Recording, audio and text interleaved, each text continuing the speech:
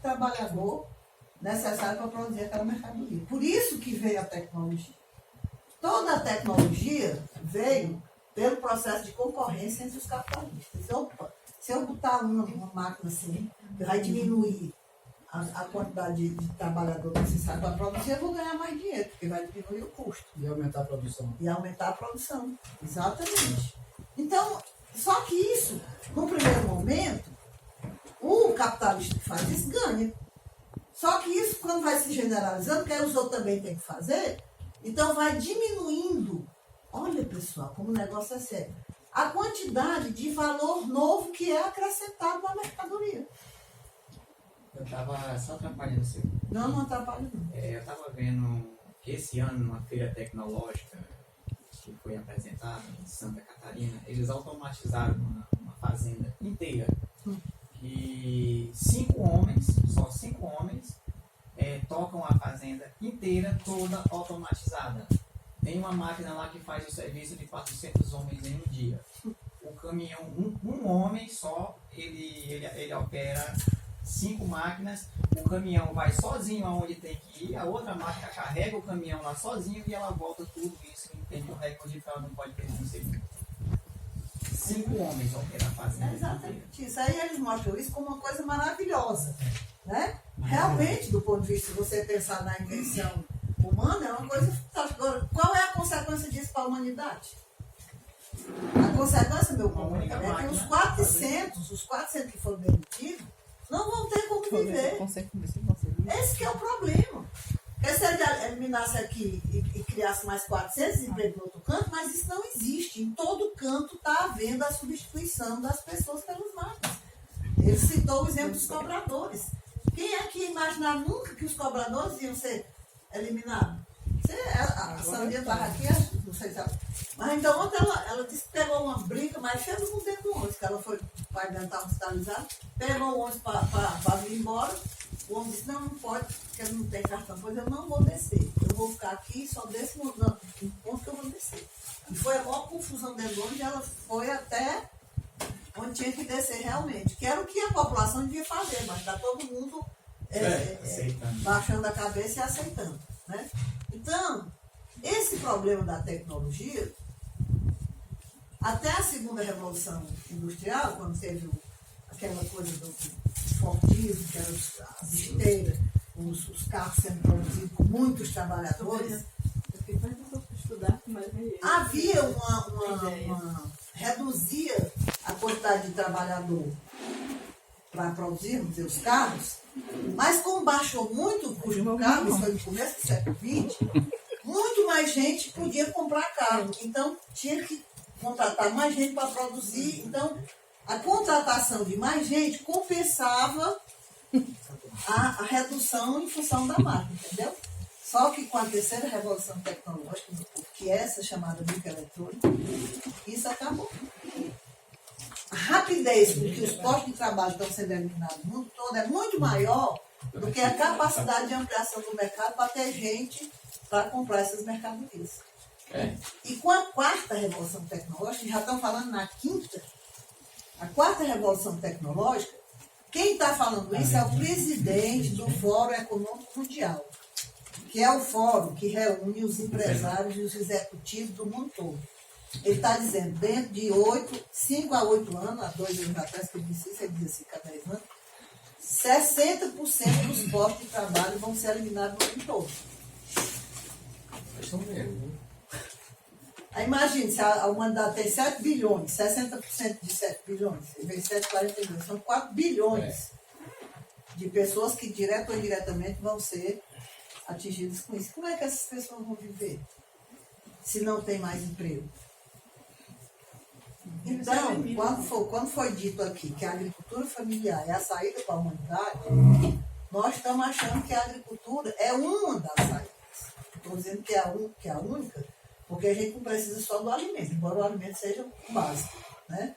Só que aí entra uma questão que a gente está querendo aprofundar com vocês da agricultura familiar. É que enquanto a gente estiver raciocinando e ampliar a produção para o mercado, nós estamos entrando na mesma lógica. Porque as pessoas não vão ter dinheiro também para comprar as mercadorias. Então, nós temos que pensar... É verdade. Nós temos que pensar, porque aí eu fiquei vendo também o raciocínio que o Wilson fez, né? Você está completo. Então, produz, colhe, tem que já ir vender. E se as pessoas não tiverem dinheiro para comprar? Que é o que vai acontecer cada vez mais.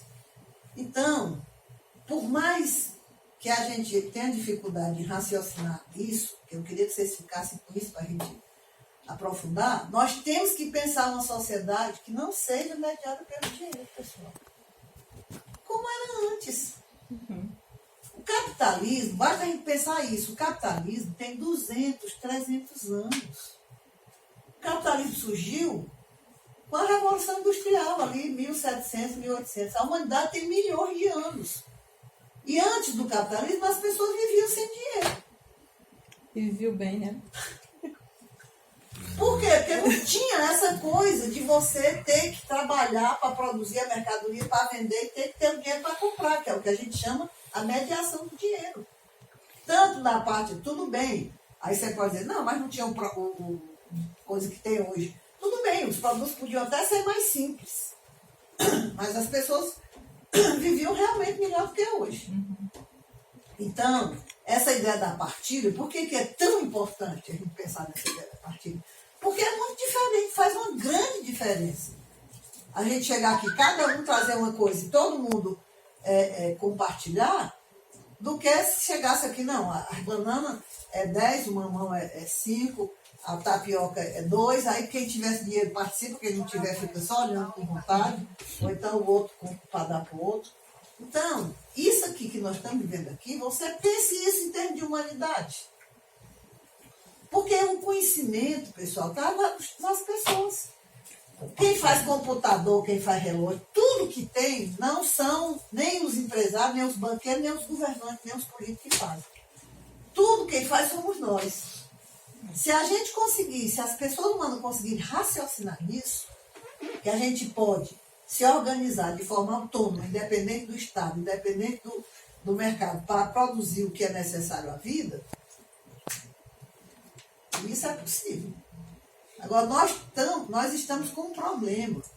É que essa situação está se agravando tão rapidamente que se a gente não conseguir construir esse novo movimento, que a gente diz que tem que criar um novo movimento social.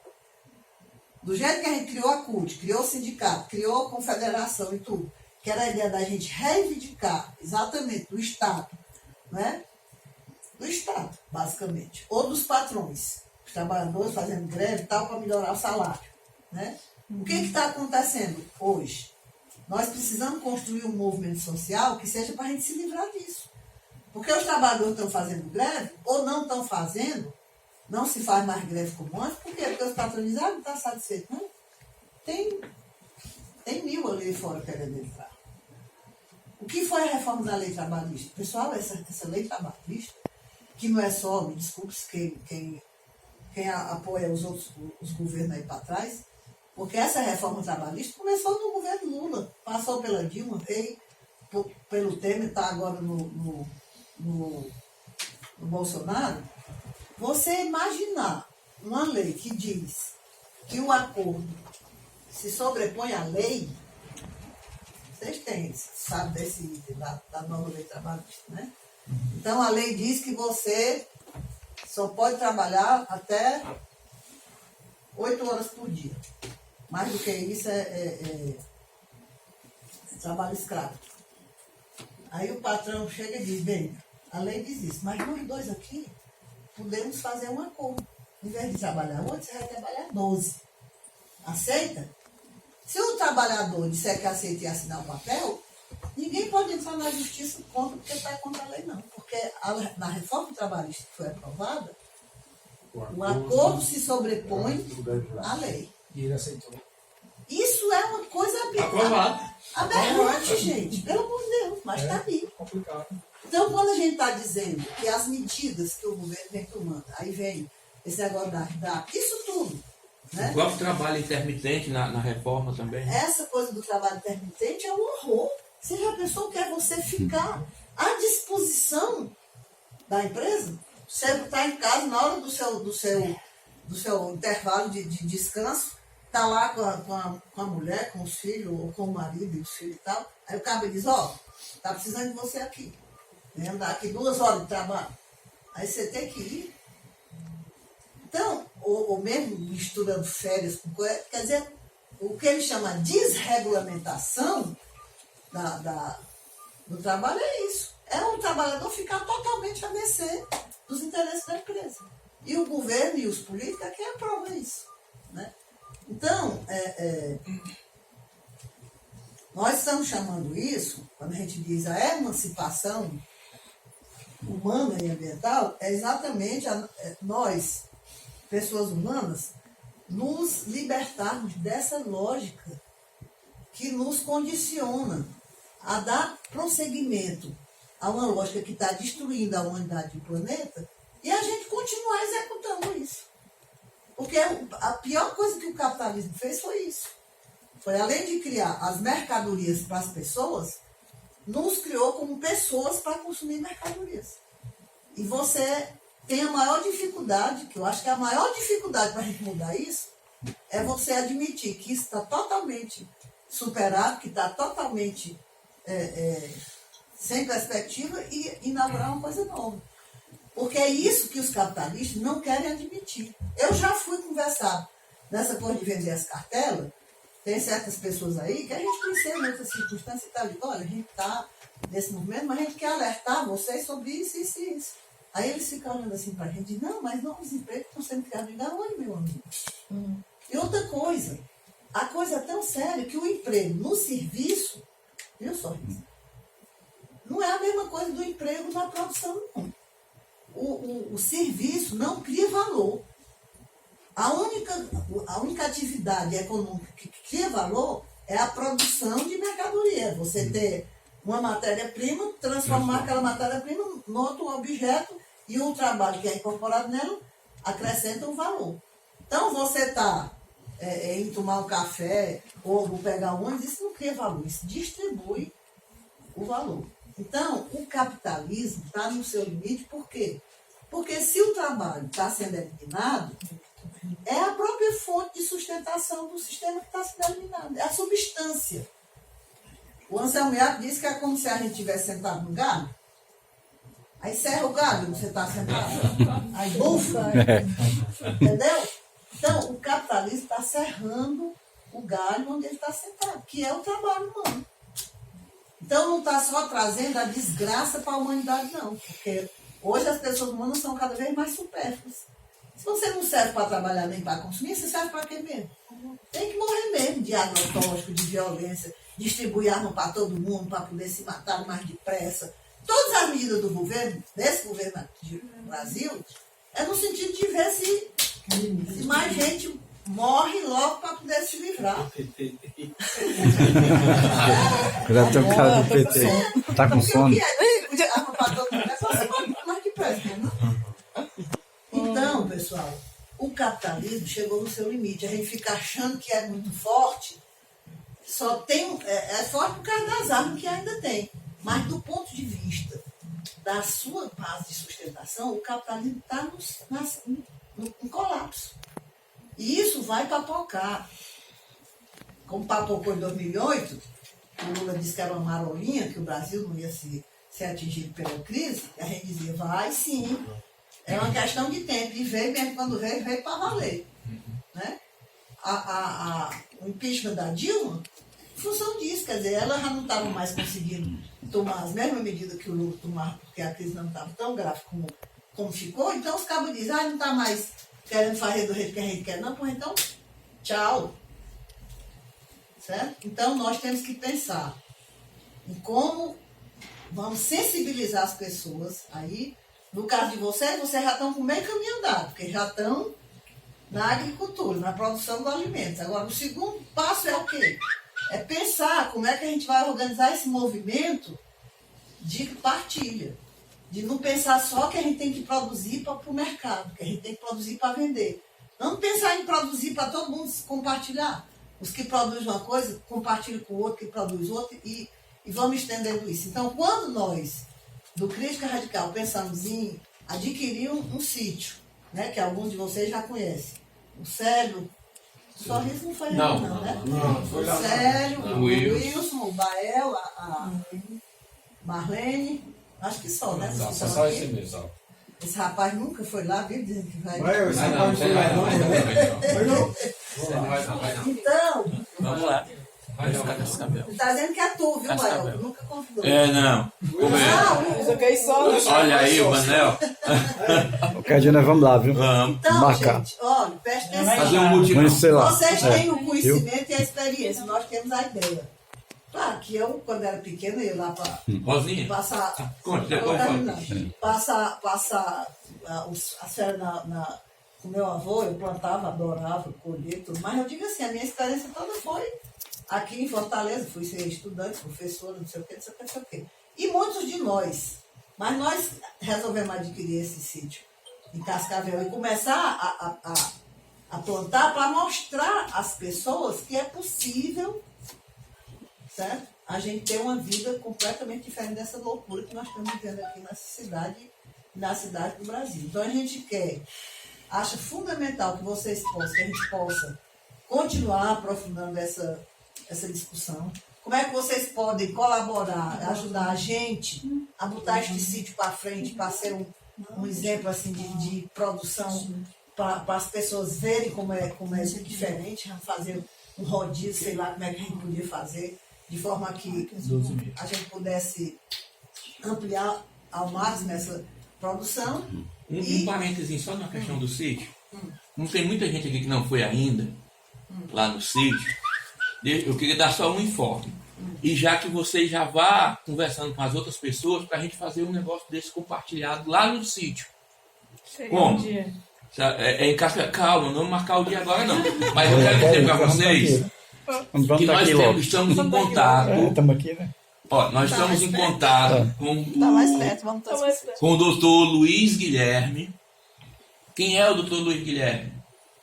Foi o cara que aqui no Brasil inventou, desenvolveu a ideia daquela história da criação de peixe em tanque de papelão.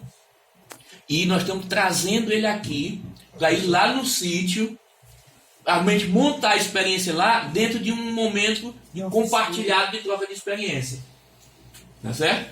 Então ele está, no primeiro momento eu tinha pensado para julho, mas ficou muito em cima na agenda dele. Desde agosto. Aí ficamos para agosto, mas só que aí a gente estava conversando para deixar para o início de setembro.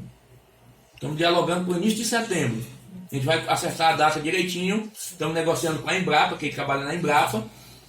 Então vocês vão poder ter a oportunidade de estar nesse lugar. A ideia é que a gente fique 2 ou 3 dias lá.